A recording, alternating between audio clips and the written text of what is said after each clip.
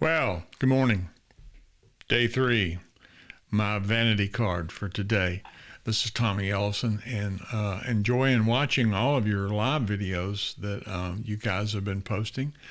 And here goes mine. I've been talking to you about little vanity cards, which are basically just little production values that I stick on the beginning of the end of my, wait a minute, I don't want to say the end of my life, but during my life, and little episodes and things that happen to me, and little stories that come to mind as things happen in day to day. And this one is no different. In fact, this one goes back a few years. In fact, a lot of years. So bear with me. This actually, unlike yesterday, where I had a little bit of fiction tied into the fact, this one is pretty much all fact. And the reason I know this happened is because I run into people that I went to school with that experienced this situation that I'm about to explain to you, that said, "Hey, do you remember when?" And they basically tell me verbatim what I recall. And so I have witnesses, but they shall remain nameless. In fact, they probably would need to be in witness protection if they knew something like this was going to be leaked. Anyway, I went to parochial school, and parochial school for a lot of students, it was essentially a Catholic school with Catholic nuns and few lay teachers. In fact, the only lay teacher I had, really, if I recall, was probably meaner than any two nuns put together. She was an old maid, and in fact, she was kind of you've heard of an old maid that waited so long for ship to come in that her pier collapsed. But this gal was really mean, but that's really not even germane to the story. But I went to parochial school. That's the point. And I in the course of going to parochial school, that was 8 years from first grade to 8th grade. And I was rather naive. In fact, if you'll probably not, I'll show that scene just yet.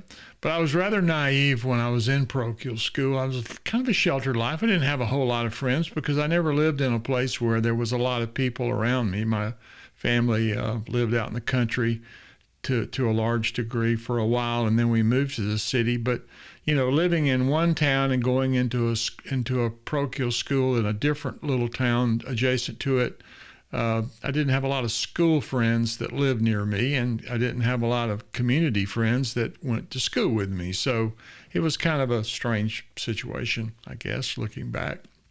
I might explain a few things about my personality, but nevertheless, but I was also, as I mentioned earlier, my dad was a deputy sheriff, so I was always very cautious about wanting not to embarrass him. He worked in juvenile court and kind of saw the worst of the worst, and so consequently, I was never really excited about embarrassing him or causing him any drama in his life by my behavior.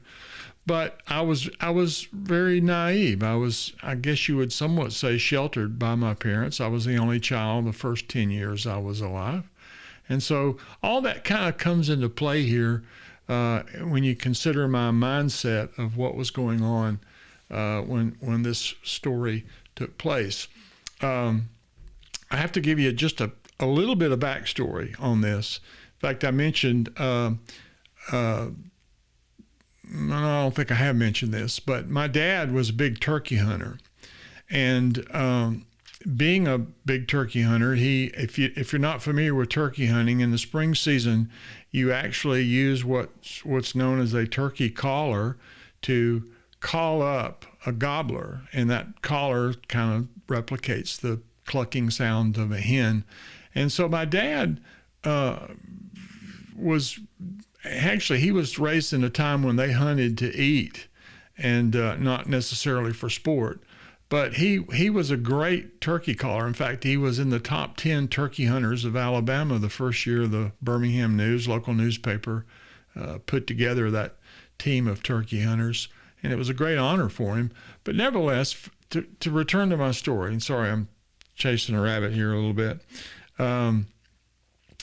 The thing that he loved to do, he would take a plastic medicine bottle and cut off half of the lid, and then he would take off the lid and stretch a prophylactic, a condom rubber, latex rubber, over the bottle, and then put the lid back on and wrap it with electrical tape.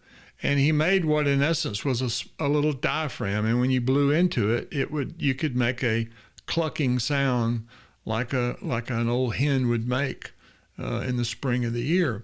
Now, this is where the story gets a little crazy, because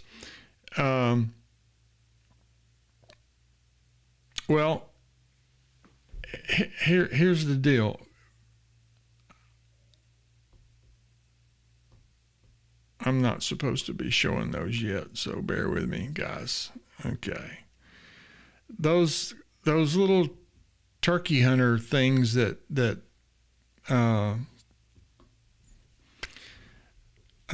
what I called turkey collars, the rubbers were not the well, we called them rubbers back then. Now we call them condoms, but these were the things that they kept underneath the counter at the convenience stores. But these old prophylactics were wrapped in gold foil, and for all intent and purposes looked like gold coins. They were about the size of a silver dollar. And so my dad kept a box of these in his closet along with the materials that he used to put these collars together. And so, as I was wandering through his closet one day, I discovered this box and opened it, and there inside were dozens of these gold doubloons, or at least that's the way I pictured them. I didn't have any idea what they were. I mean, they were kind of neat and shiny, and it said not to be sold for the prevention of disease on them, but I don't know what that meant. Hey, I'm probably 10 years old, 11 years old at the time. So my story starts when I actually got a handful of these and put them in my pocket and went to school.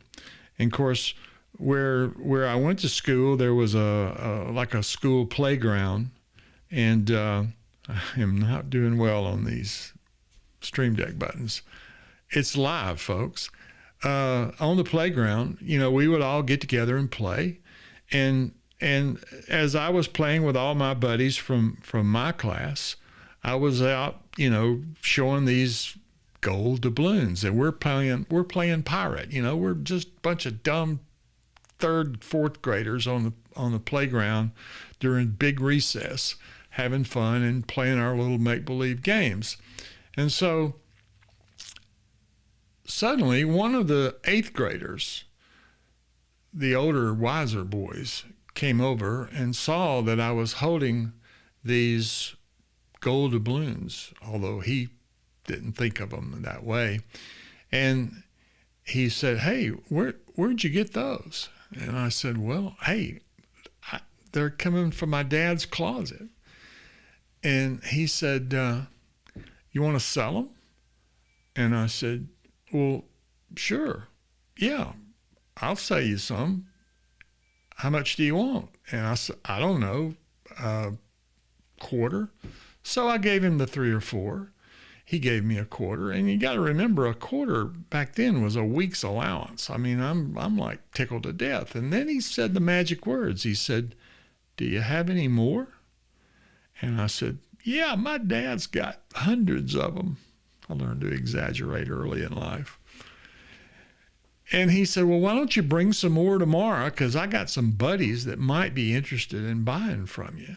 I'll meet you here tomorrow on the playground." Well, sure enough, we started making these transactions. And I think that first day maybe was a Monday or a Tuesday, but there were several days that went by. And then suddenly there was Friday. And on Friday, sitting in classroom, I heard a voice from the principal calling me to the office. Well, I didn't know what was going on. I'm completely naive to this whole situation at this point. I have no idea what these things are relative to what I have made them to be in my mind. And so my teacher said, go on. She wants you down there. So I went down, and she said, as I entered the room, my mom and my dad were sitting across the desk from her. And there was a chair next to her desk, and she said, have a seat, Mr. Ellison. And I did. And again, I have no idea what's going on, but I know something's up because my dad never came. He wasn't Catholic. He never came to that school other than just dropping me off or picking me up. It wasn't like PTO time for him. So, and my mom was, I could tell, almost on the brink of tears. And anyway, she looked at me, and she opened the desk drawer, and she took out 2 or 3 of these gold doubloons and laid them on the top of her desk. And she said, do you know what these are? And I said, well, yeah, they're turkey collars. And she looked at me kind of strange, and she looked at my mom and my dad, and my dad smiled and said, you know, I think I can explain what's going on here.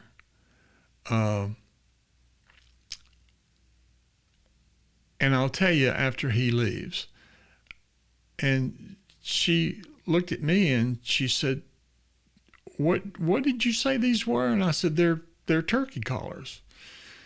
And my dad, I guess at that moment, took the time to realize that I needed to hear this story. But nevertheless, what he basically told her was that he used them to construct a collar for turkey hunting, and that my idea of what they are is completely different from reality. And I'm just a dumb, naive 4th grader. I had no idea what they were. And she looked at me and she said, well, you know, you're not supposed to bring things from home to school other than books and pencils and school supplies, right?